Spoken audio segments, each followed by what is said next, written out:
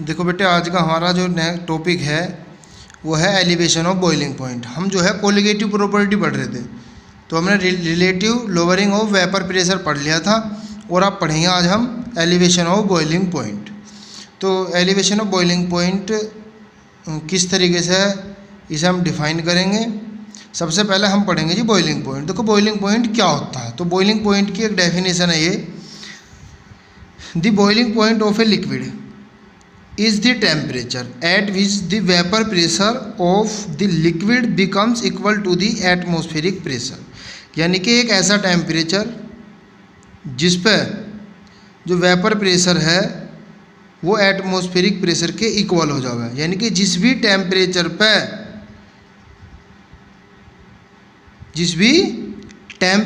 पे जो vapour pressure है लिक्विड का वो एटमॉस्फेरिक प्रेशर के इक्वल हो जाए, वही टेम्परेचर कहलाता है आपका क्या, बॉइलिंग पॉइंट। ठीक है बेटे। अब होता क्या, आप ये देखो, ये वेपर प्रेशर है, ये टेम्परेचर है। आप एक बात बताओ, जो सॉल्वेंट है, सॉल्वेंट का वेपर प्रेशर ज़्यादा होगा या सॉल्यूशन का। अब भाई सॉल्वेंट में आपने जो है एक नॉन वोलेटाइल सॉल्यूट डाल दिया, सॉल्वेंट में नॉन वोलेटाइल सॉल्यूट डाल दिया, तो उसकी वेपर क्या है, कम बनेगी, तो प्रेशर भी क्या होगा, कम होगा। तो इसमें क्या है, मैंने बेटे ये मान लिया कि ये जो लाइन है, देखो ये सॉल्वेंट का, तो यो मैंने मान ली लाइन किसकी, एटमॉस्फेरिक प्रेशर की, 1 atm। एटमॉस्फेरिक प्रेशर कितना होता है, 1 atm। तो मैंने मान लिया क्या कि किसका प्रेशर जो है वो ज़्यादा है, किसका ज़्यादा है, सॉल्वेंट का वेपर प्रेशर ज़्यादा ही होगा, सॉल्यूशन का तो क्या होगा, कम होगा। क्यों, क्योंकि बेटे सॉल्यूशन के अंदर जो है नॉन वोलेटाइल सॉल्यूट ऐड हो चुका है सॉल्वेंट में, तभी तो सॉल्यूशन बना, तो उसकी वेपर कम बनेगी। तो सॉल्यूशन का क्या है, वेपर प्रेशर कम होगा, सॉल्वेंट का क्या होगा, ज़्यादा होगा। और हमने अभी पढ़ा क्या कि एक ऐसा टेम्परेचर जिसमें लिक्विड का वेपर प्रेशर एटमॉस्फेरिक प्रेशर के इक्वल हो जाए, वही कहलावा हमारा बॉइलिंग पॉइंट। ये जो डेफिनेशन थी बेटे पढ़ी थी ना, the boiling point of a liquid is the temperature at which the vapour pressure of the liquid becomes equal to the atmospheric pressure. तो देखो बेटे, मैंने ये मान लिया कि यो है एटमॉस्फेरिक, तो मैंने इसका सॉल्वेंट का ग्राफ बनाया यहाँ, तो यहाँ इसने जाकर एटमॉस्फेरिक प्रेशर पे मिल गया। अब मैंने सॉल्यूशन का जो ग्राफ बनाया वो इसमें यहाँ जाके एटमॉस्फेरिक प्रेशर के इक्वल हो गया। मतलब यो जो पॉइंट है, यो इस पर जो है, यो जो टेम्परेचर है, यो टेम्परेचर यो किसका होगा, सॉल्वेंट का। भाई यहाँ जो है बॉइलिंग पॉइंट हो गया सॉल्वेंट का, इसे T0 B से दिखा दिया।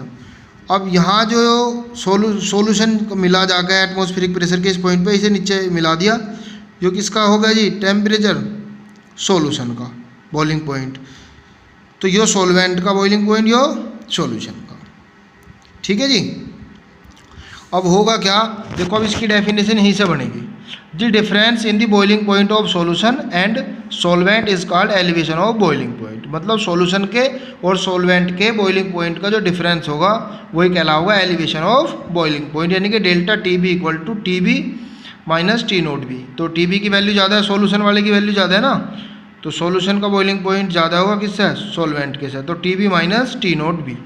डेल्टा TB क्या है, elevation in boiling point, TB क्या है, बॉइलिंग पॉइंट ऑफ सॉल्यूशन, और T0 B क्या है, बॉइलिंग पॉइंट ऑफ सॉल्वेंट। ठीक है बेटे। अब ये देखो, अब जो elevation of in boiling point है या एलिवेशन ऑफ बॉइलिंग पॉइंट, वो डायरेक्टली प्रोपोर्शनल होता है सोल्यूबिलिटी इसके कंसंट्रेशन के। और कंसंट्रेशन की भी कौन सी टर्म ली हमने, मोलैलिटी, क्योंकि ये टेम्परेचर पर निर्भर नहीं करती, और जो मोलैलिटी ही यूज की हुई थी इसमें जो है एलिवेशन ऑफ बॉइलिंग पॉइंट में कंसंट्रेशन की जो टर्म्स थी। तो डेल्टा TB डायरेक्टली प्रोपोर्शनल होता है किसके, मोलैलिटी के। अब इस प्रोपोर्शनलिटी का ये साइन हटाओ तो क्या लगाया, KB क्या है बेटे, molar elevation constant, molar elevation constant. अब देखो मोलैलिटी को आप जानते हो N/W kg, N equal to क्या, W/m। तो हम मोलैलिटी को भी इस मतलब मोलैलिटी का फॉर्मूला भी लगा के हम इसमें जो है ये इसका फॉर्मूला बना सकते हैं। तो delta TB equal to KB into small w into 1000/m into capital W। तो बेटे स्मॉल w क्या है, mass of solute, small m क्या, mass of, molar mass of solute. Capital W क्या है, मास ऑफ सॉल्वेंट, ग्राम में है सारे। तो ये है। अब आपको जो है ये के बी क्या, मोलर एलिवेशन कांस्टेंट, आपको इसकी डेफिनेशन बनानी है। तो जब इसकी डेफिनेशन बनानी है तो आप क्या करोगे, इसमें मोलरिटी 1 रखो। अगर मैं m=1 रख लूँ तो डेल्टा टी बी देखो किसके इक्वल हो जाएगा, के बी के। तो इसका मतलब क्या है कि elevation of boiling point is equal to the molar elevation constant when the molarity of the solution is unity. मतलब एलिवेशन ऑफ बॉइलिंग पॉइंट जो है वो मोलर एलिवेशन कांस्टेंट दोनों इक्वल हो जाएंगे। कब, यदि सॉल्यूशन की मोलरिटी 1 है। या इसकी दूसरी डेफिनेशन ये बन जाएगी कि जो है 1 मोल लो आप सॉल्यूट का, 1 मोल सॉल्यूट को 1000 ग्राम सॉल्वेंट में डिसॉल्व करने पे जो बॉइलिंग पॉइंट में एलिवेशन होगा वही कहलाएगा मोलर एलिवेशन कांस्टेंट। समझ गए बेटे। Molar elevation constant may be defined as the elevation in boiling point when 1 mole of solute is dissolve in 1000 gram of the solvent. मतलब 1 मोल सॉल्यूट में 1000 ग्राम सॉल्वेंट को डिसॉल्व किया गया। मतलब 1 मोल सॉल्यूट को 1000 ग्राम सॉल्वेंट में डिसॉल्व किया गया, तो इससे बॉइलिंग पॉइंट में जो एलिवेशन होगा वही कहलाएगा मोलर एलिवेशन कांस्टेंट। और इसकी यूनिट जो है बेटे हो जाएगी kelvin kilogram mole inverse, kelvin kilogram mole inverse. तो अब हमारी नेक्स्ट कोलिगेटिव प्रॉपर्टी जो आई है वो आई है डिप्रेशन ऑफ फ्रीजिंग पॉइंट। तो बेटे एलिवेशन ऑफ बॉइलिंग पॉइंट तो आप समझ गए।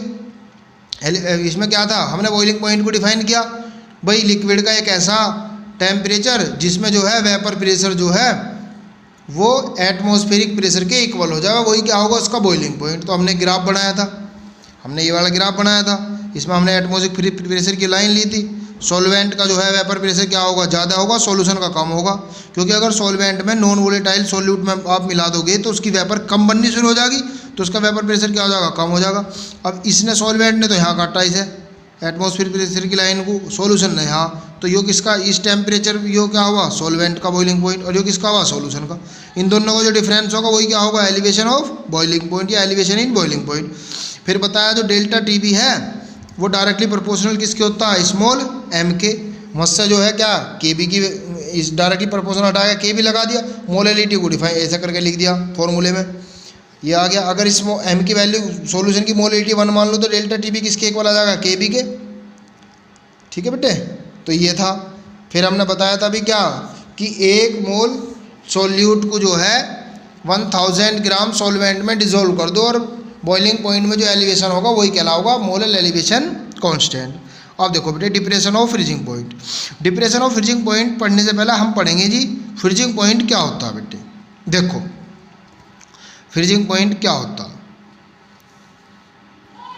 Freezing point of a substance is the temperature, मतलब एक टेम्परेचर है कौन सा, eight which the solid and liquid form of substance have the same vapour pressure.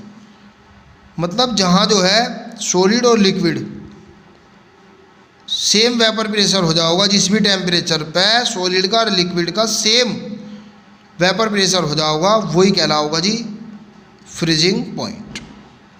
समझिए बेटे, लिक्विड का और सॉलिड का जिस भी टेम्परेचर पे वेपर प्रेशर सेम हो जावे वही कहलाओगा हमारा freezing point. It is observed that the freezing point of solution is always lower than that of the pure solvent. Solution का जो है वो कम होता है सॉल्वेंट के से freezing point. Depression of freezing point में बी डिफाइंड है। देखो इस तरीके से इसे डिफाइन करेंगे। सबसे पहले इसका ग्राफ देखो आप। एक बात बताओ, ये वेपर प्रेशर की लाइन होगी और किसकी होगी, टेम्परेचर की। अब मैंने क्या करा, जो मैंने जो है सॉल्वेंट लिया, लिक्विड सॉल्वेंट, उसका मैंने ग्राफ बना दिया। ये ग्राफ बन गया जी, ये सॉल्यूशन का। अब एक बात बताओ आप, भाई वेपर प्रेशर किसका ज़्यादा होगा, जनरली आप सोचो सॉल्वेंट का ज़्यादा होगा या सॉल्यूशन का। तो आपको पता किसका ज़्यादा होता, सॉल्वेंट का ज़्यादा होता, क्योंकि सॉल्यूशन में जो क्या कब बनेगा सॉल्यूशन, जब सॉल्वेंट में हम नॉन वोलेटाइल सॉल्यूट मिला देंगे तो सॉल्यूशन बन गया। और जब नॉन वोलेटाइल सॉल्यूट आपने मिला दिया तो उसकी वेपर कम बनेगी, तो उसका वेपर प्रेशर भी क्या होगा, कम होगा। इसे भूल जाओ अभी इस लाइन को। तो ये ग्राफ हो गया किसका जी, सॉल्वेंट का। वेपर प्रेशर सॉल्वेंट का ज़्यादा होगा और यहीं को एक लाइन खींच ली, जो किसका वेपर प्रेशर हो गया जी, सॉल्यूशन का। अब होगा क्या, ये जो लिक्विड सॉल्वेंट है इसे कम होता होता यहाँ आया जैसे, तो इसको अब इसे जो हम मान के चलेंगे कि सॉल्वेंट से लिक्विड फॉर्म में बनेगा ये, मतलब इसी का ही लिक्विड सॉल्वेंट का हमने सॉलिड फॉर्म का ग्राफ बना लिया यो ग्राफ किसका, सॉलिड फॉर्म का ग्राफ है। यो क्यों बनाया, क्योंकि फ्रीजिंग पॉइंट डिफाइन तभी होगा जब जिस टेम्परेचर पर सॉलिड का वेपर प्रेशर और लिक्विड का वेपर प्रेशर सेम हो जाएगा, वही तो फ्रीजिंग पॉइंट है। तो इसीलिए जो है हमने जो है इसको जो है डिफाइन किया है, हमने जो है सॉल्वेंट का ग्राफ ये लिया और ये मान लिया कि ये सॉलिड फॉर्म का इसका ये है। अब हुआ क्या, अब मैंने इसे आगे को मिलाया थोड़ा सा, यही कह दो इसे थोड़ा सा ऊपर को बढ़ाया, तो ये पॉइंट लिया जी मैंने। इस पॉइंट पे जो है क्या, सॉलिड का और लिक्विड का, यो भी सॉल्वेंट है जी, यो लिक्विड सॉल्वेंट की सॉलिड फॉर्म है यो। तो इस पॉइंट पे जो है दोनों का वेपर प्रेशर क्या है, सेम है। और जब लिक्विड का और सॉलिड का वेपर प्रेशर सेम होगा तो वही तो फ्रीजिंग पॉइंट है। तो यो टेम्परेचर मैंने डॉटेड करके यो टेम्परेचर मान लिया, यो रहा जी, यो सॉल्वेंट का होगा T0F। अब ये सॉल्यूशन की लाइन जैसे यहाँ तक आ रही थी, सपोज करो यहीं तक आ रही थी, मैंने इसे आगे को और मिला दिया, देखो कि ये सॉलिड वाली लाइन को कहाँ जाकर काटेगी, तो वो यहाँ काटेगी। यो भी लिक्विड है, यो भी कैसा है, तो लिक्विड ही, यो भी लिक्विड है बेटे।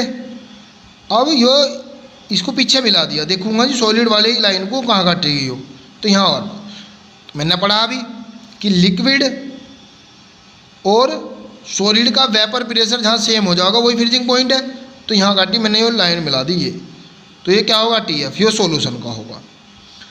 तो सॉल्यूशन का कम हो गया ना, सॉल्वेंट का ज़्यादा हो गया, ये देखो। अब यो डेफिनेशन क्या हो जाएगी, the difference in the freezing point of pure solvent and solution is known as depression of freezing point. मतलब इनका जो क्या होगा, डिफरेंस होगा, वही क्या कहला होगा, depression of freezing point, delta TF equal to T0F minus TF। तो एक ग्राफ अच्छे से समझना बेटे आपको बस। और डेल्टा TF जो है वो डायरेक्टली प्रोपोर्शनल किसका होगा, मोलिलिटी के, वो ये प्रोपोर्शनलिटी कांस्टेंट हटाओगे, KF लगाओगे, मोलिलिटी का फॉर्मूला रख देंगे ग्राम में करके, KF क्या है, मोलर डिप्रेशन कांस्टेंट। तो इसे किस तरीके से डिफाइन करेंगे, यदि सॉल्यूशन की मोलिलिटी 1 हो जा तो जो elevation depression of freezing point होगा वही क्या कहलाएगा, molar depression constant, molar depression constant. या दूसरी डेफिनेशन क्या दे देंगे हम इसकी, कि 1 मोल सोल्यूट को 1000 ग्राम सॉल्वेंट में मिलाने पर जो डिप्रेशन होगा सॉल्यूशन में वही क्या कहलाएगा, डिप्रेशन ऑफ फ्रीजिंग पॉइंट। समझ गए बेटे, ये देखो जी मैंने आपको बताया ही अभी, तो ये तो मैंने आपको बताया है ना, ये अभी पीछे बताया था मैं। अगर उसकी जो है मोलिलिटी 1 हो जाए सॉल्यूशन की तो ये दोनों क्या हो जाएंगे, इक्वल हो जाएंगे। और ये मैंने बताया अभी तो बताया था ये आपको कि 1 मोल सॉल्यूट को 1000 ग्राम सॉल्वेंट में डिज़ोल्व करने पर जो उसके सॉल्वेंट के उसमें फ्रीजिंग पॉइंट में जो कमी आओगी वही क्या कहलाओगी, depression of freezing, molar depression constant. इसकी यूनिट क्या हो जाएगी बेटे, केल्विन किलोग्राम मोल इनवर्स। अब इनके न्यूमेरिकल देखो, न्यूमेरिकल इनके इंपॉर्टेंट न्यूमेरिकल है, बोर्ड में ज़्यादातर बेटे पूछे जाते हैं। इसमें कुछ नहीं, आपको बड़े ध्यान से देखते चलना कि देखो क्या करना। अब ये न्यूमेरिकल दे रखा, boiling point of water at 75 mmHg, इतने प्रेशर पर बॉइलिंग पॉइंट दे रखा वाटर का। तो वाटर क्या, सॉल्वेंट, तो T0 भी मैंने लिख दिया 96.63। How much sucrose is to be added to 500 gram of water such that it boils at 100 degree Celsius. तो सॉल्यूशन का कितना जी, सुक्रोज ऐड कर दिया वाटर में और जो बॉइलिंग पॉइंट कितना 100, तो T भी कितना हो गया 100 degree Celsius. Elevation constant water का कितना 0.52। पूछ क्या राजी हो, ये आपका जो है W पूछ रहा है, हाउ मच पूछ रहा है ना। सुक्रोज भी एडिड, कितना सुक्रोज एडिड करूँ 500 ग्राम वाटर में, जो बॉइलिंग पॉइंट जो है 100 डिग्री सेल्सियस हो जाता। तो जो चीज़ दे रखी थी मैंने भी लिख ली भाई, वाटर का बॉइलिंग पॉइंट टी नोट भी, सॉल्यूशन का सुक्रोज ऐड करने के बाद इतना हो गया ना 100, तो डेल्टा टी भी कितना आ गया, क्योंकि मेरे फॉर्मूले में डेल्टा टी की भी जरूरत पड़ेगी। 100 माइनस 96.3 तो 3.37 डिग्री सेल्सियस आ गया। अब एक टर्म बड़े ध्यान से समझेंगे, देखो आपको न्यूमेरिकल में कहीं डिग्री सेल्सियस लिखा मिला तो उसी केल्विन मान लेंगे। आपके दिमाग में बात आ रही होगी सर इसमें तो 273 ऐड करें तब आवा केल्विन, तो देखो जी किस तरीके से, ऐसे नहीं होगा, इसमें होता तो ऐसे ही है, ऐड तो करते हैं लेकिन वो इस तरीके से ऐड होगा। देखो आपने 100 डिग्री सेल्सियस को केल्विन में चेंज करो तो 373, और 96.63 को जो है इसे आप केल्विन में चेंज करो तो 273 ऐड कर दें, कितना आ गया 369.63। अब इसमें से माइनस करेंगे तो 3.37। तो बेटा अगर डिग्री सेल्सियस दिया होगा तो आप उसे ही केल्विन मान लेंगे, क्योंकि दोनों में माइनस होगा ना, वो यो चीज़ इसमें भी जुड़ रही है उसमें भी जुड़ रही, तो इस वजह से फ़र्क नहीं पड़ने का। तो आगे से ध्यान रखना आप इसके न्यूमेरिकल में, जहाँ भी कहीं डिग्री सेल्सियस दिया होगा उसे ही केल्विन मान लेंगे। और बेटा कैपिटल डब्ल्यू कितना सॉल्वेंट 500 ग्राम, स्मॉल डब्ल्यू पूछा। मोलर मास निकाल लो सुक्रोज का C12H22 वाले में कितना 342 होगा मोलर मास निकाल के। के भी कितना दे रखा 0.5। तो अब फॉर्मूला लगा दो, देखो हमें फॉर्मूला पता है, delta T B equal to K B into W 1000। इसमें फॉर्मूले में लगा के इसमें वैल्यू रख के इसका आंसर आ गया। तो जो चीज़ दे रखी उसे लिखो, और फॉर्मूला ये आपको ध्यान रखना है जी, इस फॉर्मूले में रख दो, हो जाएगा, क्वेश्चन हो जाएगा। अब देखो next, calculate the mass of ascorbic acid यानी कि विटामिन सी दे रखा C6H8O6 to be dissolve in 75 gram of acetic acid to lower its melting point by 1.5 degree Celsius. KF की वैल्यू इतनी दे रखी। तो देखो लोअर इट्स मेल्टिंग पॉइंट, इसके मेल्टिंग पॉइंट में इतनी कमी आ गई 1.5 डिग्री सेल्सियस, तो डेल्टा TF कितना आ गया 1.5 डिग्री। तो ये मैंने बताया जैसे केल्विन ही मान लेंगे। कैपिटल W कितना दे रखा डिजोल्व इन, ये देखो 75 ग्राम एसिटिक एसिड है। वो एसिटिक एसिड इसमें क्या है सॉल्वेंट है, और एस्कॉर्बिक एसिड क्या है वो विटामिन C सॉल्यूट है।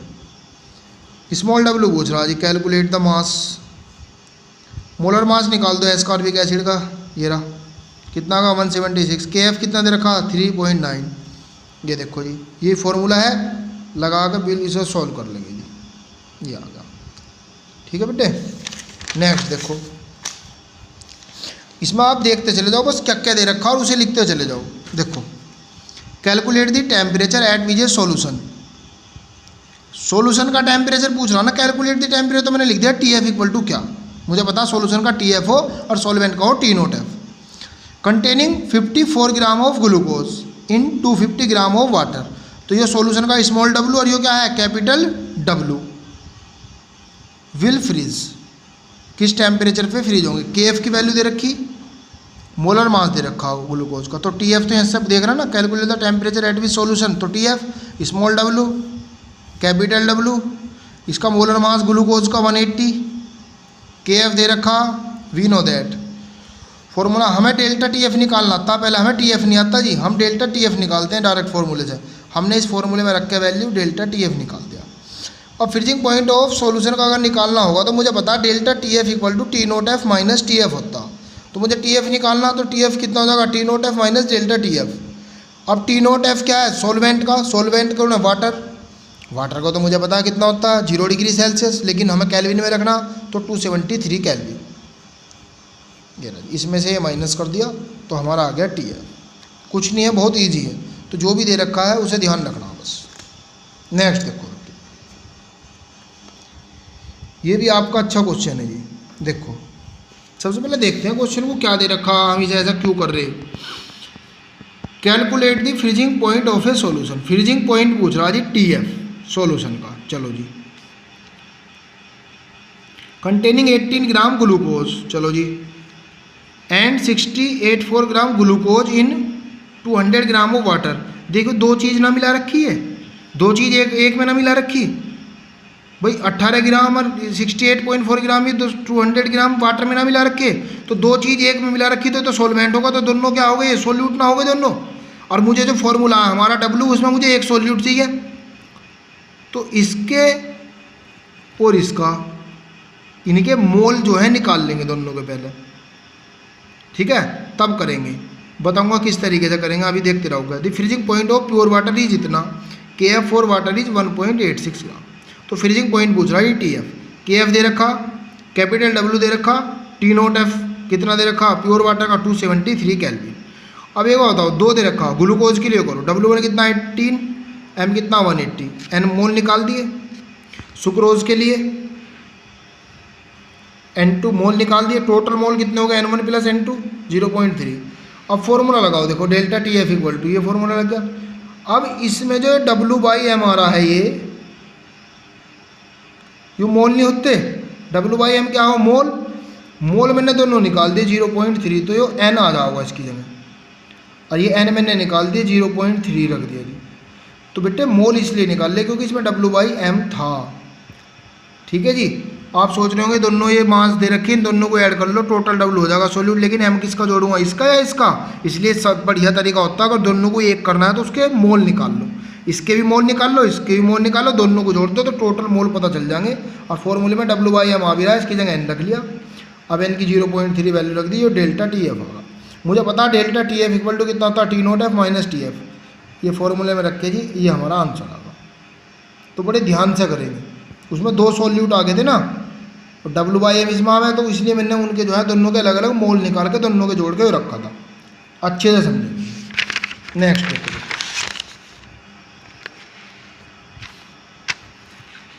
देखो, the ethylene glycol CH2H is added to the car's cooling system along with 5 kg of water if the freezing point of water glycerol solution is -15 degree Celsius. What is the boiling point of the solution, KB दे रखा, KF दे रखा। अच्छा, ये पूछ क्या रहा जी, ये पूछ रहा है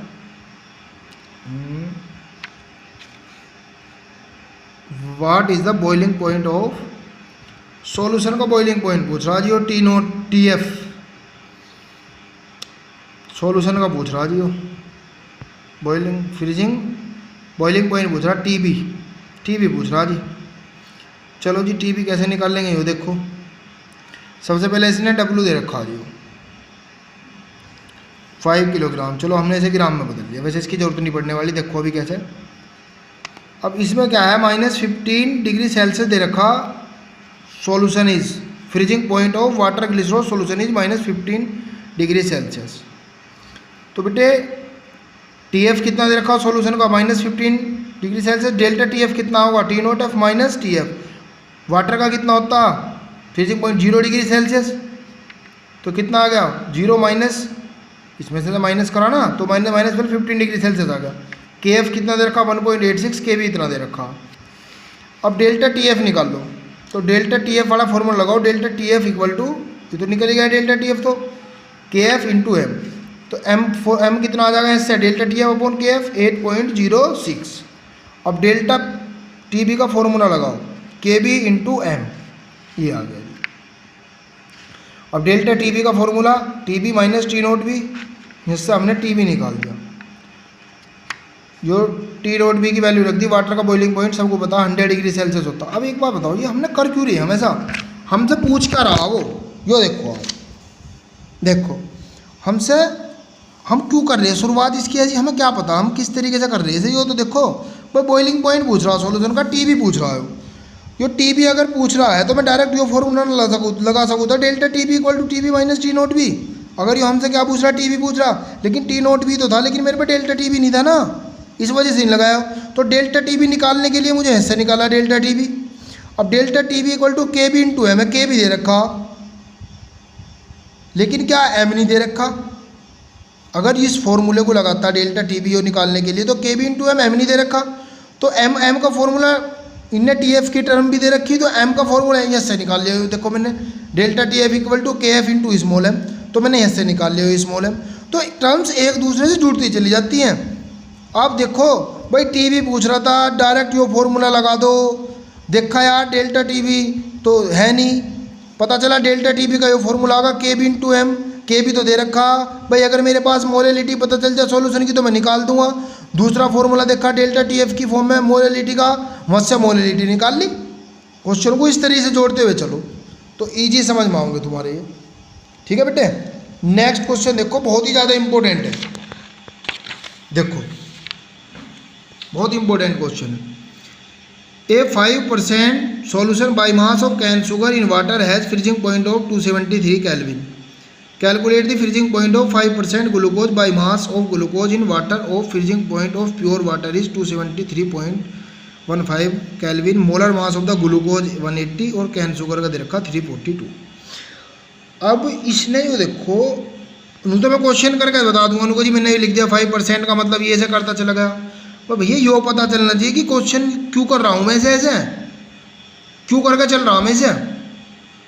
आप यो देखो, आप एक चीज़ देखो, इसके लिए आपको क्या करना, क्यों कर रहे हैं, उसके लिए आपको जो पूछ रहा पहले उसका पता करना पड़ेगा और टर्म्स एक दूसरे से जोड़ते हुए चलनी पड़ेगी। बहुत इंपॉर्टेंट क्वेश्चन है बेटे, 5 नंबर का आता है। अब पूछ क्या रहा मुझे ये देखो, पहले सबसे पहले देखो पूछ क्या रहा है। Calculate the freezing point of solution by mass of glucose. Glucose का पूछ रहा जी, freezing point of solution of glucose, glucose के सॉल्यूशन का पूछ रहा है। यानी कि वो पूछ रहा टीएफ, और टीएफ निकालने के लिए डायरेक्ट फॉर्मूला लगा दो ना, delta TF equal to T not F minus है डीएफ। अब क्या है,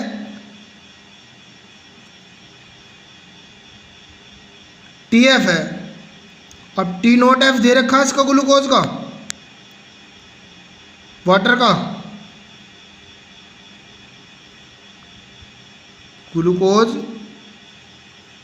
glucose in water of the freezing point of the pure water is 273 kelvin. अच्छा 273 केल्विन दे रखा। अगर डेल्टा टीएफ का तुम्हें पता चल जाए तो हमारा काम आसान हो जाएगा। और डेल्टा टीएफ निकलेगा किससे जी, delta TF equal to K F into small M. अगर अब क्या निकालना पड़ेगा, फिर के एफ निकालना पड़ेगा। और के एफ निकालने के लिए क्या होगा, के एफ निकालने के लिए तो वही फॉर्मूला लगाना पड़ेगा 1000 वाला। देखो जी कैसे, सबसे पहला 5% जो दे रखा कैन शुगर, तो 5% कैन शुगर का मतलब क्या, 5 ग्राम शुगर जो है वो 100 ग्राम सॉल्यूशन में डिजोल्व है। स्मॉल डब्ल्यू 5 ग्राम, कैपिटल डब्ल्यू 95 आ जाओ, क्योंकि सॉल्यूशन कितना 100, मोलर मास 342, टीएफ कितना दे रखा 273, सॉल्यूशन का 273 दे रखा है जी। टी नॉट एफ कितना दे रखा, ये रहा, वाटर है तो वाटर का तो यही रहना 273.15। तो डेल्टा टीएफ कितना आ गया, डेल्टा टीएफ आ गया T not F minus TF, 273.15 minus 271, ये आ गया 2.15। अब सोच रहे होंगे इनको जी हो रहा डेल्टा टीएफ, ये तो चाहिए ही था, ये तो चाहिए था। भैया यो शुगर के लिए है, यो ग्लूकोज के लिए चाहिए, मुझे चाहिए ग्लूकोज के लिए, मैंने तो शुगर के लिए निकाला। अब ये क्यों निकाला, क्योंकि मुझे के एफ निकालना, के एफ तो दोनों केस में कांस्टेंट है, सेम रहेगा। देखो के एफ निकाल लो इस फॉर्मूले से, हो रहा जो आ गया के एफ निकल गया ना। अब लो ग्लूकोज वाला मैटर, 5% डब्ल्यू बाई डब्ल्यू, तो डब्ल्यू कितना 5 ग्राम, एम कितना 180, डब्ल्यू कितना 95। डेल्टा टी एफ वाला फॉर्मूला लगा दो, ये रहा, निकाल दिया डेल्टा टी एफ, क्योंकि के एफ तो ऊपर निकाल लिया था ना, ये रहा ग्लूकोज के लिए। डेल्टा टी एफ निकाल लिया, बाद में ये फॉर्मूला लगा दो जी, delta T F equal to T not F minus T F निकाल दो, T not F minus delta T F, ये आंसर आ जाए। तो बहुत अच्छा क्वेश्चन है, तो हमें पता होना चाहिए हम कर क्यों रहे, क्यों कर रहे हैं हम इसे ऐसे। तो तुरंत मेरे दिमाग हमारे हिस्सा पता चला, भाई ये पूछ रहा हमसे calculate the freezing point of 5% solution का, यानी कि ग्लूकोज का पूछ रहा जी टीएफ, और टीएफ निकालने का formula delta TF equal to T not F minus TF. T not F भी सॉल्यूशन का दे रखा है, ठीक है। अगर मुझे डेल्टा टी एफ पता चल जाए ना ग्लूकोज का, तो मेरा क्वेश्चन हो जाओगा यो। अगर वो एक लाइन में ब्रैकेट में लिख देते ना डेल्टा टी एफ इतना, तो ये एक लाइन का आंसर था। अब डेल्टा टी एफ निकाल लूँ कैसे? डेल्टा टी एफ निकालने का फॉर्मूला एक और है, delta T F equal to K F into small M, ये है। तो इससे पहले के एफ निकलेगा यो। अब जो दूसरा केस दे रखा ना कैन शुगर का, उससे आप के एफ निकाल लो, क्योंकि के एफ तो दोनों केस में सेम रहना ना। तो उसे उठा के चलो पहले, जो इसी लेके चलो पहले। मैं इसी लेके चला जी, जो जो चीज़ दे रखी थी सब लिखता चला गया। और यूरा मैंने पहले के एफ ही निकाल लिया इसका। बस जहाँ इसका के एफ निकला तुरंत एकदम मैं फिर किस पा गया? शुगर पा गया, ग्लूकोज पा गया। और इसका डेल्टा टी एफ निकाल के, क्योंकि के एफ ऊपर मैंने उससे निकाल लिया कैन शुगर से, कॉन्स्टेंट है दोनों में सेम रहना, फिर तब इनने क्वेश्चन करा। तो बेटे ध्यान से समझेंगे इसे, बहुत अच्छा क्वेश्चन है। फिर बाद में जो है ये फॉर्मूला लगा के हमने इसका आंसर कर दिया, टी एफ निकाल दिया। तो बेटे अच्छे से समझेंगे, शेयर करेंगे ज़्यादा से ज़्यादा, लाइक करेंगे, चैनल को सब्सक्राइब करेंगे। ठीक है, थैंक यू।